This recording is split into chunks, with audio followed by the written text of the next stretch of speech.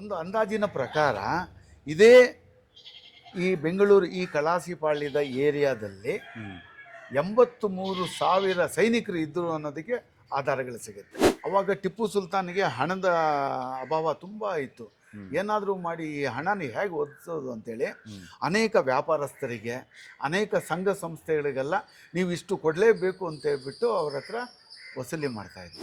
ಒಳ್ಳೆ ಆಡಳಿತಗಾರ ಅನ್ನೋದಕ್ಕೆ ಎರಡು ಮಾತಿಲ್ಲ. ಹೌದು, ಸೇನೆನ ಇಟ್ಟಿರೋದ್ರಲ್ಲೂ ಎರಡು ಮಾತಿಲ್ಲ ಟಿಪ್ಪು ಸುಲ್ತಾನ್ ಬಗ್ಗೆ.